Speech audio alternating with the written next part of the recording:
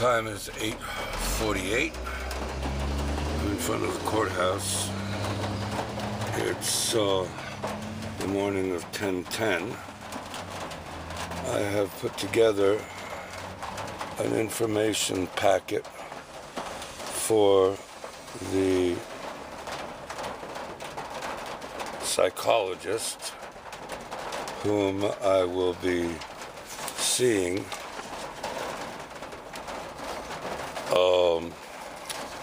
shortly, within an hour, and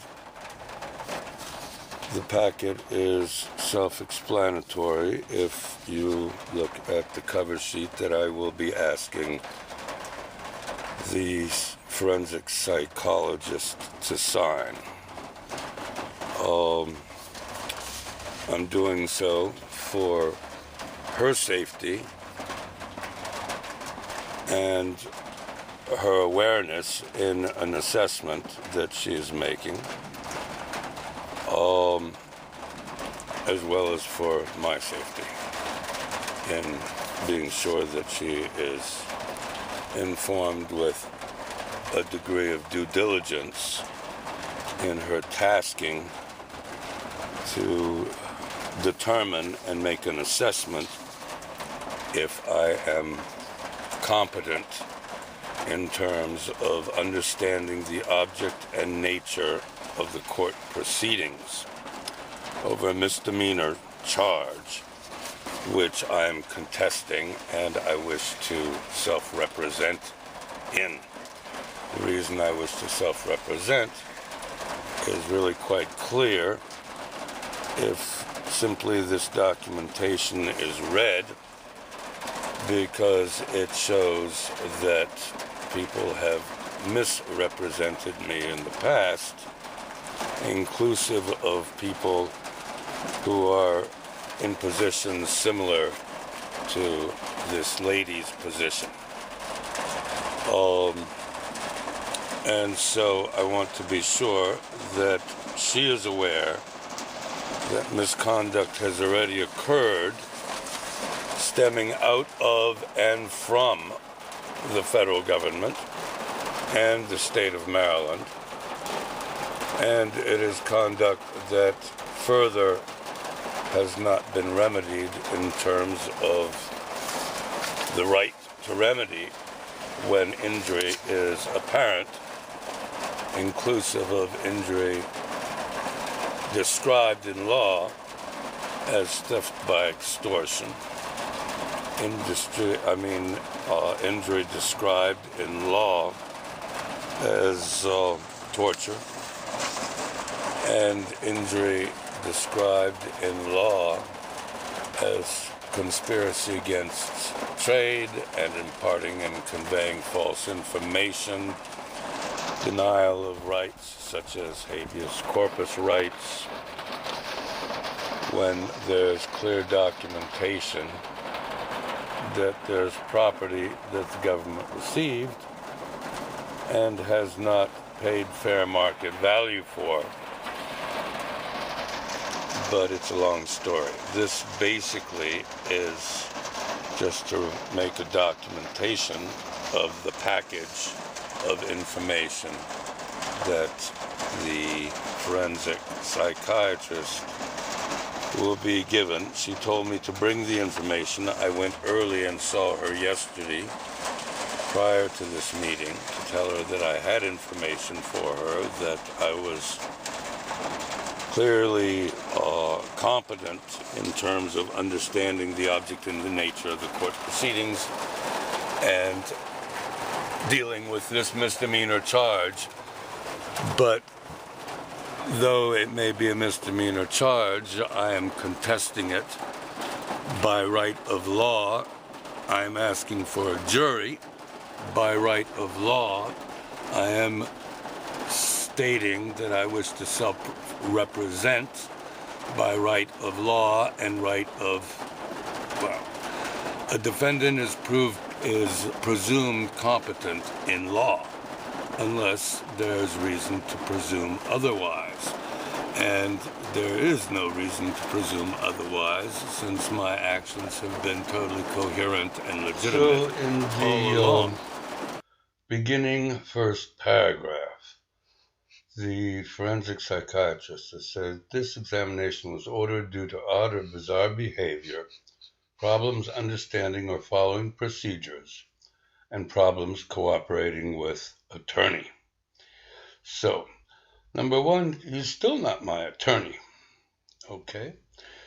Because I've asked to self-represent. Number two, this woman has said, due to odd or bizarre behavior, problems understanding or following procedures. And yet nobody's allowed me to, and nobody's tried, and I'm challenging anybody to show that there is no presumption. I mean, that the standard of presumption of competence has been breached on the record.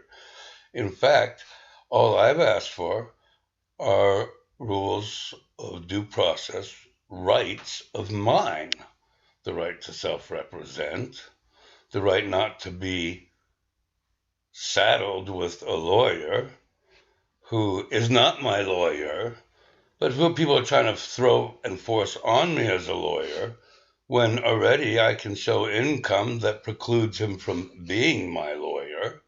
And I pointed out the income thing because I've researched it. I found the laws for the right to self-represent. And if they want to throw a lawyer at me, then let's start with the net worth finding in total, not just this little partial net worth finding that I could show I make more money than the lawyer is allowed to be representing me under taxpayer dollar. So she is saying that due to odd or bizarre behavior, what? That people have denied me my right to net worth finding, forced this man on me, and I've objected to it. And people just want to do forensics because I've objected to it, and I've got evidence of people trying to force lawyers on me before who have lied before. And now this one is, and this woman, well, obviously, they can't show breach of competence on the record. One. Two, following procedures, they're the ones who are breaking the procedures. These due process rights are my rights. They're to be upheld for me, to protect me from unlawful behavior like theft by extortion, where people don't want to look at judges' signatures and Sims' signatures, and this woman has omitted all of the documents that she got that discuss property. She's just blown them off, saying, dubious, questionable, the authenticity of which is questionable. All right, so this was ordered for no cause, according to this. I mean, for this woman, she's saying cause, but according to the record, there is none. And then he's not cooperating at all with the attorney. I don't have to cooperate with an attorney who is not my attorney, who we determined so far still isn't my attorney, if push comes to shove, and who much less is not trying to authenticate documents that this woman is also trying not to ignore. To ignore. Indeed, has ignored, and tried to take snippets of other documents and turn them upside down. Literally, with malice of thought prevarication. Okay, that's in the first paragraph. Additionally, Mr. Sebastian was referred to this examination because he's not cooperating at all with the attorney. Yet I'm the one that's handing the attorney laws, and I'm the one that's handing the attorney documents, and he's the one who's not authenticating or verifying clearly authenticable documents. He's not picking up the phone. Defendant talks incessantly in court about treason and war crimes and human trafficking and perpetrated against him, etc., perpetrated against him. Well, if I've got evidence of such, and they can be authenticated, and there's property that government got, and they're trying to not call the people who know about it, and there are documents showing that people have signed statements saying there's property, It looks like you've got human trafficking, property, moving people around, lying and slandering. You've also got theft by extortion because all of the criteria are being met. You're oh, I can't read. I've got to look them up to enumerate all seven, but all seven are there to be seen. You're threatening, you're slandering and ridiculing, repute, you're denying defense, all of those things. So, this report is based on a 25-minute interview with the defendant and a review of the order for preliminary screening to determine defendant's competency. Okay, here we have already in the third paragraph, more lies. I've got her taped in a conversation from beginning to end, and it's 18 minutes long. Now, if you put in the night before, which she's not including in this as her 25-minute interview, she might be stretching in time, say that she is, but it wasn't 25 minutes. And interview with defendant, okay, and review of the order for preliminary screening to determine defendant's competency. We never reviewed the order for preliminary screening to determine the defendant's competency in terms of mental examination, which goes on to deal with, as she shows on the next page, she says that she discussed this stuff with me, rules of law. She didn't. She did say, hold on. Let's move to the next page here. There's the next page. Let's get to the next page. Oh, that's not it. It jumped around. Okay, I'm hitting stop for a second. Sound recorder.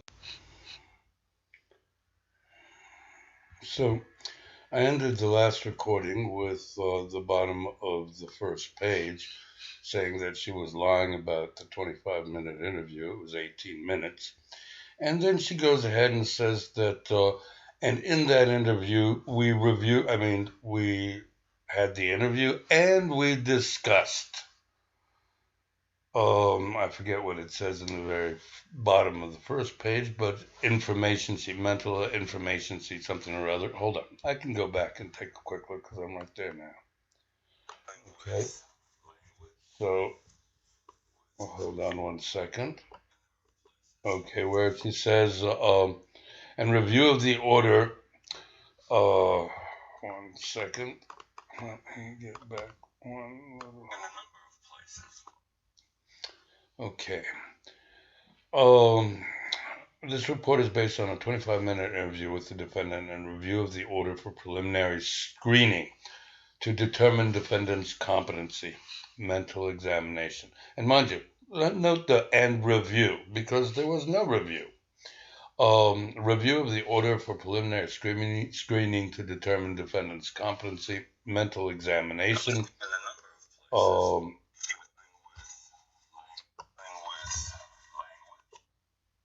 Mental examination information sheet, criminal rule 112, the U.S. Attorney's statement of charges, the Gernstein proffer, and urine drug screening test results. Mr. Sebastian was informed of the nature and purpose of this examination and the limits of confidentiality. So we did discuss some about the limits of confidentiality. As you note, it was really quite well into the interview, as you put it, and there was no mention of any of these other specifics. She said at one point, well, you read something or other. You know about something or other, which in fact I didn't. If that something or other was this stuff. So there was no review. She just made a statement. Anyway, and in the most general of terms, which is not the way it's supposed to be done if there is supposed to be a review of the rules and regs of that kind of interview. And then she's not really asking about questions of dealing with the object and nature of the court proceedings. She was asking about past personal medical history, which she has no real business knowing if it's medical or if it's recreational or any of it, under my right to remain silent. And if I'm doing an estoppel defense, all I have to do is show they're lying through their teeth, and they've been lying through their teeth all along, which I can show. And their credibility is so shot already that, I don't have to testify. Bottom line. And if I'm representing myself, I can ask all the questions I want without having to testify. So here we are with this woman asking me about prior histories of this and that and the other. And I say, there's a record. You look at the record. And I'm perfectly allowed to be irritated when she's asking me about information that is, one, none of her business, two, has no relevancy to who is the judge and who is the lawyer and what is the charge. I was perfectly prepared to let her read the charge and point it out to her on the paper where it was. And in fact, if you look at the beginning of her paper here, she's not even being more specific than what I was in the beginning. Possession of controlled substances. So I was answering her questions. I was giving her information. She has prevaricated time and again. And already in the first page and the first paragraph of the second page, we have total untruths. Relevant background information. Background information was obtained from defendant who, given his mental status, appeared to be a questionable, reliable historian. What did I say that was questionable? A questionably reliable historian. What did I say that was questionable? The documents I gave her were all absolutely verifiable in terms of authenticable, of the authenticity of which can be proven. And, if I can show previous lawyers lying on the record and the record being disappeared, and already in this, it's a question of, are we going to authenticate public documents or not? From prior efforts to slander and destroy and steal, which are trying to be maintained. And then, if I can show where she says, she says questionably reliable historian, period. But what are the questions she has? Mr. Sebastian reported that he is a college graduate and taught martial arts. All that's true. Ran a printing company, true. Took printing classes, true. And there's one class 5 legal certificate, paralegal certificate, that's true. That would be the ethics class. Seems like I got more than any of them.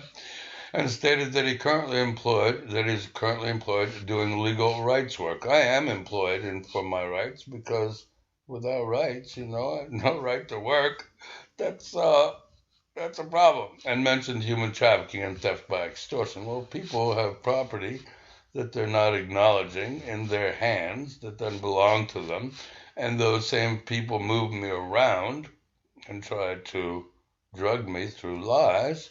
That would be trafficking and theft by extortion and poisoning. Psychiatrically, Mr. Sebastian denied currently receiving any outpatient treatment. That's true. Including psychotropic medications. True. He mentioned having been hospitalized in Maryland at some point. Well, yeah, I've been hospitalized for broken bones, and then they carted me off. And there are no grounds for it. In the end, when they say there's no mental illness, what were the grounds? During the admission, and she is not talking about they're saying no mental illness in the sense that no mental illness, and they are talking about property and saying that should be adjudicated. Questionable that. Sims' motion is questionable. Guzman's letter saying there's intellectual property that should be adjudicated is questionable. Rusty's signature saying the government got stuff, DARPA got stuff, is questionable. She, it doesn't fit her narrative, so she just says, forget about it. Call it questionable. And don't mention exactly what it is, which would be asked if she were to be deposed. Okay, so I mentioned having been hospitalized at some point. During that admission, according to defendant, he received force injections. That's true. And when they say there's no delusions and need no medications and no violent history, and in fact that I'm a nice guy, well, forced injections because they didn't say that at first because they were lying and they had to recant. That's poisoning. Absolutely. During the admission, according to defendant, he received force injection. That's also assault with deadly weapons when they could drop you dead with those drugs and rot out your brains and organs and so on, turn you into a drooling, twitching, half-life thing. Oh, with early termination expected because those are the odds when that shit happens. During the admission, according to defendant, he received force injections, which he described as psychic whatever drugs for psychotic type things, but alleged that this had been done criminally and illegally and stopped. I alleged it had been done criminally and illegally and was stopped. And people still don't want to look at it over with the jury.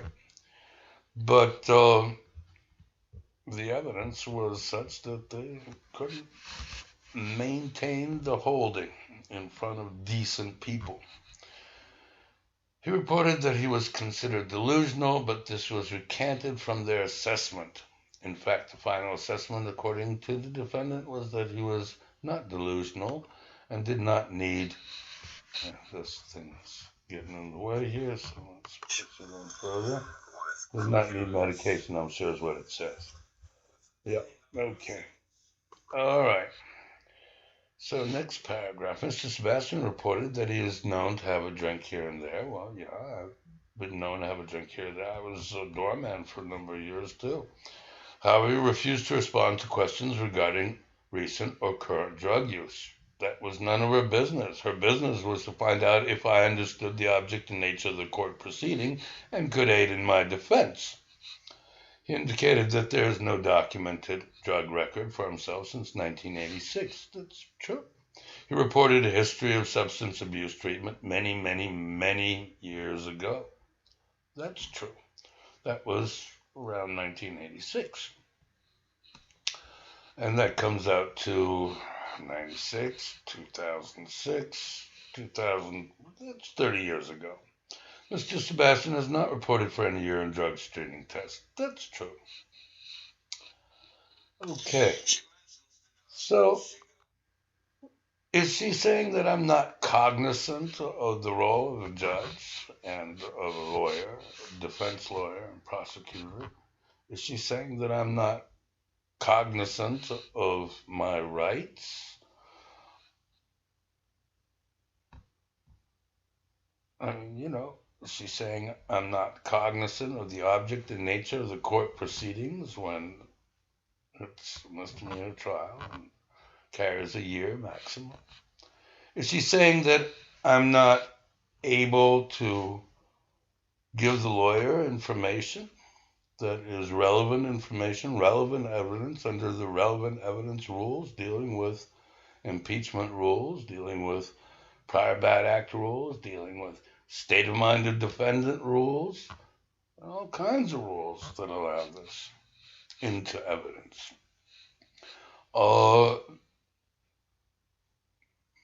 Medical records would show all that too, excepting they're savage medical records, and yet they couldn't savage it enough to make any of it stick.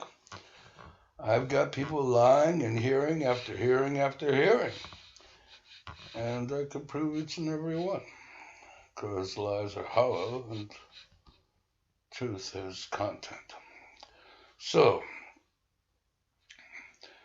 prefrontal status examination revealed Mr. Sebastian B. 57 years old. Mental status examination. I told her I was 57 years old. Caucasian male, obviously, who was alert. Yes, I was alert, and I conversed, and I responded. Marginally cooperative. Marginally. I answered, and then she threw a tantrum and said, interview's over, you're out of here. And fully oriented. So I was alert, marginally cooperative, and fully oriented. I knew where I was. He was dressed in appropriate attire, whatever that is, evidenced adequate grooming and hygiene, and maintained appropriate eye contact. His mood became increasingly irritable and hostile when questioned about his charge and use of substances. Well, charge, no problem. I didn't really want to mention specifics. Didn't really have to if I could tell her what the charge was and where it was on the paper, right? She could read it. And use of substance. I mean, just because she wants to make me spit something out, I don't have to spit something out because she wants to make me spit something out. I spit in the milk when I want to. And use of substance. There was no indication of suicidal or homicidal ideation. Well, that's a good thing because, then they'd have a chance to grab me, right? And, danger yourself, others, and property. If you're a nut. Mr. Sebastian's speech was pressured and his thought processes were coherent. Speech was a little pressured because already they'd been breaching rules of law from the get-go, and I know where this was going, and sure enough, this little woman bit her little apple hook, line, and sinker. Yet tangential and perseverative. Well, yeah, I was making my point, and I was protecting my rights from an invasive woman who was asking information she had no business asking, really. And I had every right to tell her no. And she was asking under standards that she hadn't read the rules to me. Yeah. And I was making sure that I was getting information across to her, and she was being interviewed by the camcorder. You bet she was. So yeah, a little pressured, and thought processes were coherent. Yep, usually are when you're feeling a little pressured. It's like the adrenaline's there, and fight, flight, and you can't flight. So hello, and still be civilized. Unlike some people who lie. And try and murder you, and steal, and not look at property, not mention stuff that could ruin their little fabrications. Yeah. He repeatedly referred to the federal rules of evidence. Well, you kind of use those in court. The comedy stand trial statute, that's kind of some presumption, breach of presumption of competence, and his evidence, see court competency. It was nearly impossible to redirect and continue talking. I wanted to get my information into her skull so that she was obligated, duty-bound, to do due diligence. If she had any problems with dubious or questionable, she could have picked up the phone. That was her job. Don't start slandering. Yeah. Anyway. Nearly impossible to redirect and continue talking. And when people try and make you a burger, you damn straight, you're going to talk over them and you're going to get stuff on the record. Seemingly unaware that he was being asked questions, I answered the questions she was asking, to which he largely did not respond. I answered almost every question that she asked. He did not appear to be distracted by or responding to hallucinations. However, he expressed delusional, persecutory, and grandiosity related to his current criminal case and his psychiatric history. Well, there's persecutory delusions, and it's defined in the Diagnostic Statistical Manual. And it's when a small slight, and you make a big deal out of it, like it's a huge persecution. When people lie in court, when people drug you, when people steal property, that's not a small slight. when you can prove it, it's not a small slight. It's like a persecutory delusion is if, somebody slammed the door on your fingers 2 times by accident, and you think they're out to get you. So, and it's defined, clearly defined in the Diagnostic Statistical Manual, because I've already gone through this persecutory crap. They tried it already. Grandiosity is like if you think you're going to save the world, or some such. Now, if you think you've got a piece of intellectual property that is really needed and can really save people a lot of money and clean up the air, and that might help, do a little bit of value added in, I don't know, they are documenting disappearing ice caps and disappearing land masses. Well, that could save New York maybe at some point in time. In any case, it would reduce bronchitis, say, if you're talking about, say, an energy system, which this woman read about, come to think of it, signed by my cousin Rusty, saying it would could provide energy for large areas. Of course, she forgot to mention that. So we're not talking grandiosity, or, if it's man on the moon and you're Jules Verne, and you can't show that it can be done, well, maybe it's a little grandiosity. Maybe it's just a little bit of imagination. But if you could show you could get man on the moon, hello, then it's not grandiose. It may be market interesting and grandiose on a market scale, or say if you've got, a way to, oh, never mind. I'm just going on here, but the point is made.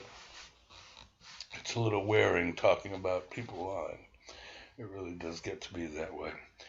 So, grandiosity related to his current criminal case and psychiatric history. Well, I've got 2.5 years worth of they can't explain why they grabbed me on the exit medical record. No cause, except there's intellectual property still missing. Okay, Mr. Sebastian's attention and concentration were significantly impaired. I answered every question she had, except in where I clearly was not prepared to answer. And yet she also at the same time says that my thought processes were coherent.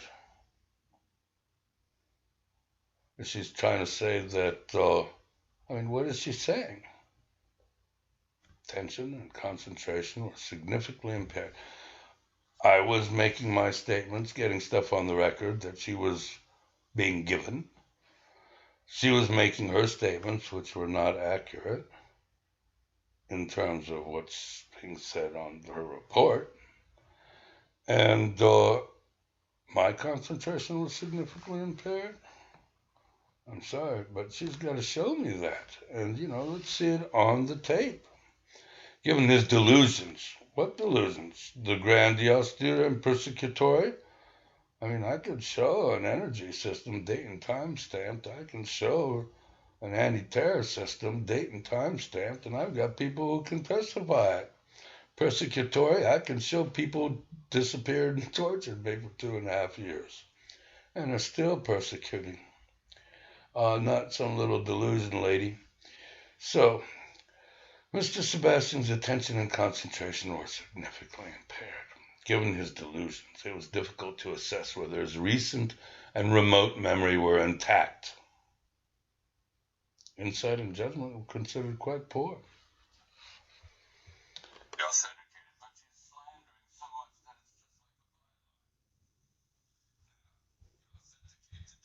That's the end of page 2. And here's page 3. Hold on. Let me zip back a little. Oh. And here we go.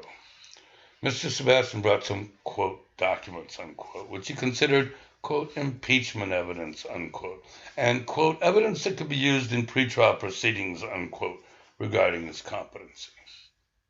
Well, yeah, and it is impeachment evidence, and it is evidence that can and should and is being used in pretrial proceedings, which people are trying to not look at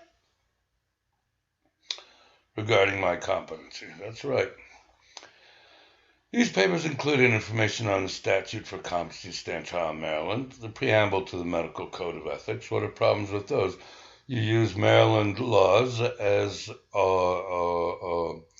it might not be federal rules, but it's supportive, and Maryland rules are pretty much exactly the same as the federal rules in these areas. The preamble of the Medical Code of Ethics, that's right, you're not supposed to be a pawn of government if you're a doctor. And an email that noted his verbal IQ 99 percentile measure means top off the chart. It's top of the chart, not top off the chart. And I can prove that too. No 100 on the scale, yeah, that's true. No higher way to measure, yeah, that's true. According to another email, the defendant was informed that it is unwise to threaten the integrity of the Department of Defense. Well, yeah, that's because I was asking him what happened to my stuff. Mr. Sebastian also provided a document which appeared to be a progress note from 2006 that notes that he is free of any delusional thinking and that he requires no psychiatric medications. She forgets to mention upon review. In other words, they were recanting. The authenticity of some of these documents was considered questionable. I guess that would mean the Sims document, the Guzman's document saying that there's intellectual property that needs to be adjudicated, and the rest of the Orr document saying the government got stuff.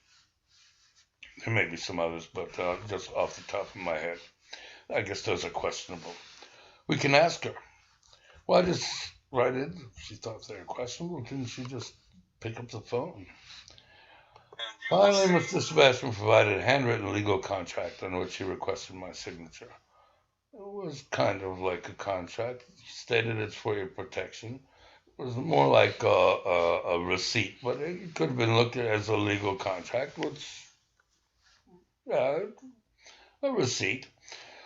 But it was saying that she would factor in the authentic documents, which is slandering, in her report. And I don't think she factored them in, quite honestly, do you? Anyway, a legal contract in which he requested my signature. He states it's for your protection. Well, she wouldn't be charged, quite probably, with perjury in court, conspiracy against rights, an attempt to maintain continuing criminal enterprise in any case, with possible definite coercion, but possible attempted murder by poisoning through lying in wait. Mind you, they would have had to kind of depend, knowing that there was a tape and having received the documents. I don't know if they knew that there was a tape of the documents they received, but they would have to have expected DeMio to waive the evidentiary hearing where I could depose her, which still hasn't happened. Yeah, so conspiracy against rights, her, Hunter, prosecutor, who, she can't say questionable if the prosecutor will hand them in and say authentic, these are authentic public documents. So we've got, anyway, a four-person conspiracy. There's pretty much no way you can't figure that one out anyway. A jury, I'm sure, would. So, Mr. Sebastian provided a handwritten legal contract and requested my signature. He stated it's for your protection, and had she signed and taken it seriously, she would have been protected. She wouldn't have lied. And it's noted that I received a package of information, which I would then factor such information into my competency assessment. After declining to sign, Mr. Sebastian reported that the contract was on Facebook, so innocuous. Innocuous for those who sign. Everything I said is absolutely correct. And for those who have nothing to fear. Mr. Sebastian was aware of his pending charge, which he identified as a misdemeanor. So she said, saying I was aware of the charge. but he refused to identify what substance he was alleged to have possessed at the time. That's not true. I offered to show exactly what it was and identify it on paper. I just wasn't prepared to verbalize. This question, along with questions about his current substance abuse, prompted him to become increasingly irritable and hostile and refused to respond to any questions regarding substances. Well, I didn't have to. It really has nothing to do with understanding the object and nature of the court proceeding and being able to work with the lawyer. Thus, given his level of hostility and mental status, the examination was terminated and he left. In other words, she threw him a hissy fit, and because she wasn't getting her way, and I got it all on tape. As he left, he warned me that he had audio taped the interview. I informed her. She wanted to call it a warning. Maybe she felt threatened. And if she's writing this, I guess the tape would be threatening if it's seen by a jury. Forensic opinion. Well, yeah, that's so much garbage that it requires no discussion. But that's, you know, right there. Right there to be seen. No way it's an honest report. No way it can be seen as an honest report.